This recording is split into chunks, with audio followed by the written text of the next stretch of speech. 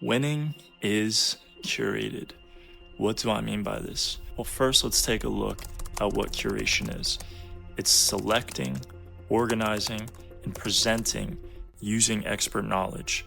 Now, I'm just going to simplify this to my own perception of curation. That to me, curation is just creating under your own circumstances. What is winning to you? It's probably a lot different than what it is for me.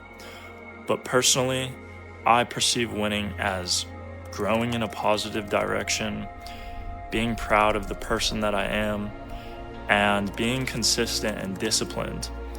I know that winning has correlation to success and victory because that is the actual definition.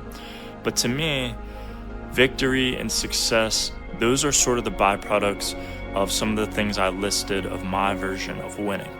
So once you're able to identify what winning is specifically to you, let's curate your winning. So here's some key factors into helping you cultivate winning into your life. The first one is very generally known, but I want to remind you, your environment is so imperative to you having a successful life full of wins. Here are some things to keep in mind with your environment.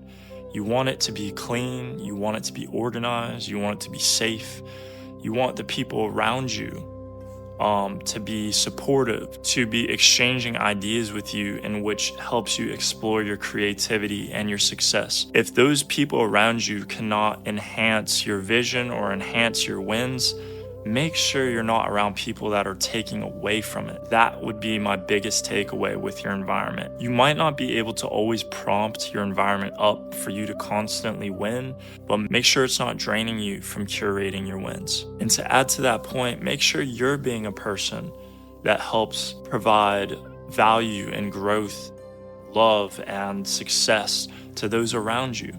Make sure that you're allowing them to feel that safe space and share with you their goals and dreams and aspirations, and you want to be an asset to help them achieve those things. And I promise you, you will get that in return. Now, I want to give another small example. I bought an electric fireplace a couple months ago for the winter time. My room used to be cold. I don't know, the aesthetic of it was off. But once I got this fireplace and it changed the flame colors and it was always so warm and vibrant in my room, the mood felt good, the aesthetic felt good, and it allowed me to succeed more with my creativity. So I would highly suggest investing in those little things that is allowing you to be more efficient in your space. The second key factor I want to talk about is algorithms.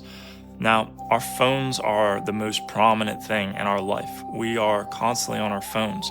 And if we're consuming content that is not valuable, honestly destructive for our wins, this is going to be one of the biggest things holding you back. You want to structure your algorithm to provide value, to make you feel good. I don't want to be watching the news and I don't want to see war going on. And while it's good to be aware of these things, there is a time and place to choose when you want to be aware.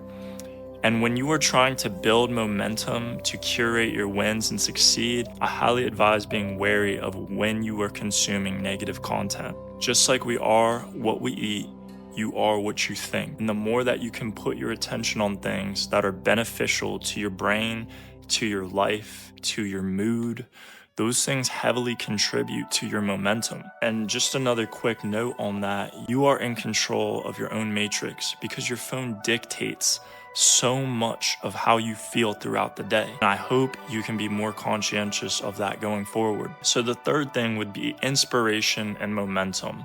Now, we touched a little bit about how your environment or algorithms can take away from your momentum. You want to find things that really attribute to it. So a good example of this would be content that inspires you. It doesn't even have to be content. It could be people that inspire you. It could be your God or your faith that inspires you. It could be the best version of yourself that inspires you. Even just this morning when I woke up, I was very sluggish. I didn't want to get out of bed. It was 6:30 and I just felt like I couldn't contribute anything today. I got a nice cup of coffee to enhance my mood, to help me get that sluggishness out of the way. And I started to consume content that I knew would inspire me. Yes, we're not always going to be able to wake up and feel just inspired when we get out of bed. I certainly did not feel that way today. But I knew those little tweaks that I could do, those little hacks that don't take a lot of effort and help shift my entire paradigm for me to become inspired and productive throughout my day. And so find what works for you and just be conscientious of the things that are adding to your momentum and the things that are taking away from it, because that helps so much to curating your wins. The fourth reminder I have is just perspective and optimism. You get to decide what winning is for you. You get to decide how many victories that you achieve throughout the day. And I think it's very wise to empower yourself and give yourself the feeling that you can. One thing that's very helpful with optimism is affirmations. Now, for those of you that don't know what affirmations are, it's stating I am and then following up with something positive. So for me, I like to go through 50 to 100 different ones every few days and write them down. I'll say them out loud, and it puts those good emotions and feelings to the forefront of my mind when I'm telling myself, I am successful, I am abundant, I am whole, I am grateful. These are just good reminders to yourself, and we all need reminders all the time. We need to validate ourselves. We need validation from others. We're quick to forget things. We are by nature negative creatures, and it's not your fault sometimes when you're in a bad mood. You simply just have it intrinsically wired in your brain. But it's up to us, once we become conscientious of this, to rewire those thoughts and try to do the little things we can to build that momentum. The fifth thing that I want to talk about is look good, feel good. Now, this is one of the oldest ones in the book, but the more that I paid attention to this one, I realized just how imperative it is for me. When I don't look good, I truly don't feel good. So whether that's showering in the morning, combing my hair, putting on an outfit that doesn't make me feel like I'm a bum, just presenting myself as the high value individual that I am. The more love and respect you have for yourself, the more that you're going to flourish.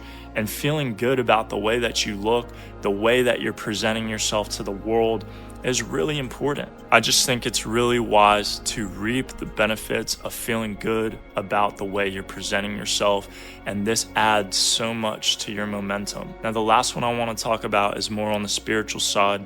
If that's not your thing, don't pay attention to this one. But for me, it's so important, and that is to align with your best self. If you think often about the person that you want to become and you act in those ways, you become that person. And that's another reason why affirmations are so important to me, or journaling, because I like to write frequently about the person I want to become. And when I start my day with writing about that version of me, it helps me realize how possible it is to be that person, to be gracious, to be kind, to be supportive, to be an active listener to people when they need it, to help others, to love others, and really to just be valuable, respectful, and inspire others to be the best version that they can be. So I hope these tips are really helpful.